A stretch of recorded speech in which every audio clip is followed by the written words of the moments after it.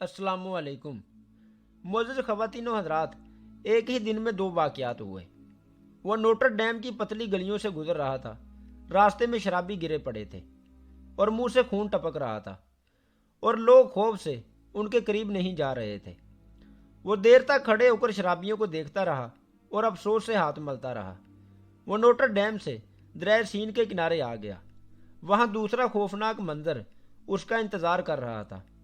पुल के नीचे तीन नौजवान अपनी आखिरी सांसें ले रहे थे और लोग खड़े होकर तमाशा देख रहे थे। उसने रुककर पूछा कि क्या हुआ। लोगों ने अफसोस के साथ जवाब दिया, ये तीनों बावले कुत्ते के काटने की वजह से बावले हो गए हैं। घर वाले इन्हें यहाँ छोड़ गए हैं और ये तीनों अपनी आखिरी सांसें ले रहे हैं। प्रोफेसर लुइस के मुंह से चीख निकल गई और वो बेख्तियार बोला कि इंसानियत की इतनी बड़ी तजलील। इन दोनों वाक़यात ने उसका जहन ही पलट दिया और उसने फैसला कर लिया कि मैं मरने से पहले इंसानियत को इन दोनों दुखों से आज़ाद कर दूंगा। वो घर वापस आ गया और शराब और कुत्ते के बावलेपन पर रिसर्च शुरू कर दी। वो 1850 ईस्वी था। पेरिस अभी तक रोशनियों का शहर नहीं बना था। शहर में गंदगी भी थी, मक्खियाँ और मच्छर भी। प्रोफेसर लुइस पास्चर ने इन हालात में 1822 में जन्म लिया। वालिद नेपोलियन की फौज में सिपाही होता था। नेपोलियन के जवाल के बाद वालिद बेरोजगार हो गया।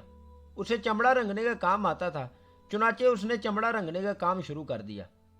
लुइस बचपन में खामोश तबा और पढ़ाकू बच्चा था। उसने बायोलॉजी और केमिस्ट्री में तालीम हासिल की और स्ट्रासबर्ग यूनिवर्सिटी में केमिस्ट्री पढ़ना शुरू कर दी। शाम को पार्क में चहलकदमी करता था। हफ्ते में 2 दिन छुट्टी होती थी और वो इन दिनों जंगलों और पहाड़ों में निकल जाता था। जिंदगी शानदार गुजर रही थी, लेकिन फिर पेरिस का वो दिन आ गया। वो नोटर डैम चर्च गया। वापसी पर पहले उसने वो बीमार शराबी देखे और फिर पुलों के नीचे पड़े नौजवानों पर नजर पड़ी। उसकी जिंदगी का दहारा ही बदल गया। 1800 ईस्वी के आखिर तक शराब पीने वाले लोगों के जिगर 3-4 सालों में गल जाते थे।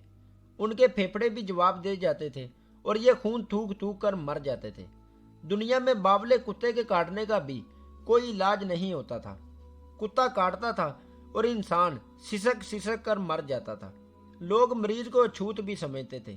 चुनाचे ये शराबियों और बावले कुत्ते के शिकार लोगों को दरिया के पुलों के नीचे फेंक आते थे और ये वहीं मर जाते थे, या फिर घिसड़ घिसड़ कर नोटर डैम की गलियों में आ जाते थे और भीख मांग मांग कर अपनी आखिरी सांसें पूरी करते थे। और म्यूनिसिपल कारपोरेशन इनकी लाशें जलाकर राख जमीन में दफन कर देती थी। प्रोफेसर लुइस ने दोनों बीमारियों पर तहकीक शुरू कर दी। शराब पर तहकीक के दौरान उसे पता चला कि तबखीर के अमल के दौरान इसमें छोटे छोटे जरासीम पैदा हो जाते हैं। ये इंसानी जिस्म के अंदर पहुंचकर इन्फेक्शन पैदा कर देते हैं और इन्फेक्शन जिस्म को गलाना शुरू कर देता है। प्रोफेसर लुइस ने शराब को इन जरासीम से साफ करने का अमल शुरू कर दिया।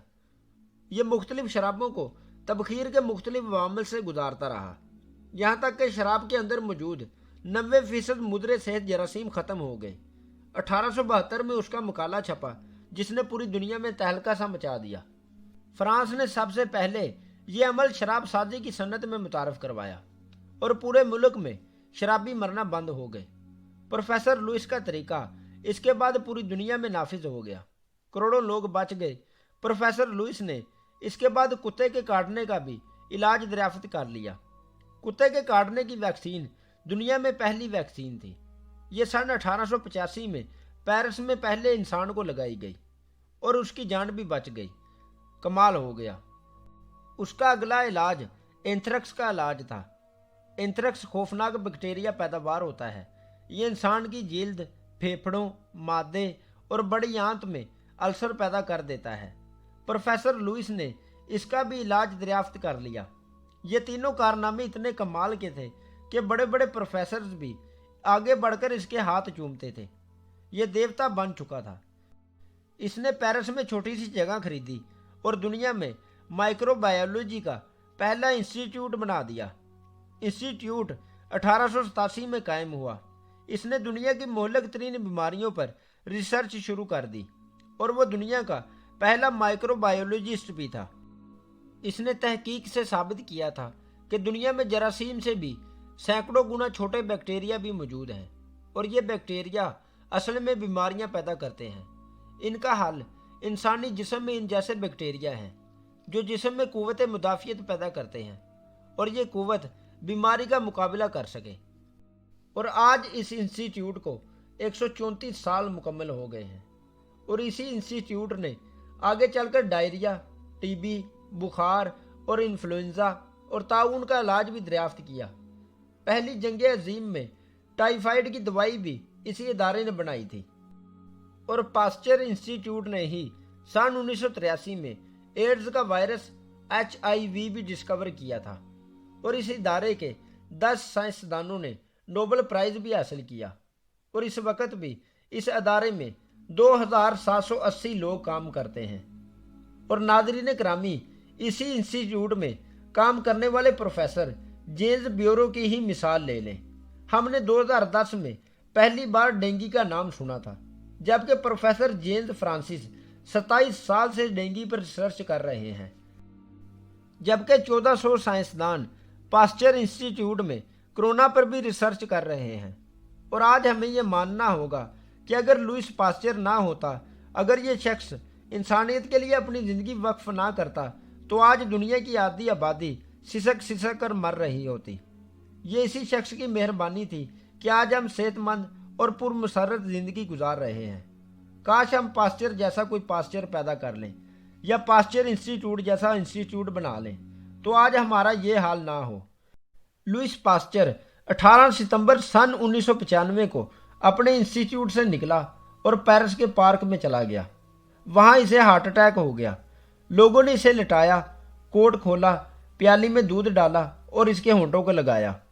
اس نے پینے کی کوشش کی لیکن نہ پی سکا۔ اس نے کہا، میں تو دودھ نہیں پی سکتا، لیکن میری وجہ سے دنیا قیامت تک صاف ستھرا دودھ پیتی رہے گی۔ اس نے بولا کہ ہمیں ہر صورت کام کرنا چاہیے، اور میں نے اپنی اوقات سے بھی بڑھ کر کام کیا۔ اس کے بعد اس نے ایک لمبی سانس لی اور اس کی گردن ٹھلک گئی۔ امید ہے دوستو آپ کو آج کی ویڈیو پسند آئی ہوگی۔ کومنٹ کر کے اپنی قیمتی رائے سے ضرور آگاہ کیجیے گا۔ بہت شکریہ۔ اللہ حافظ۔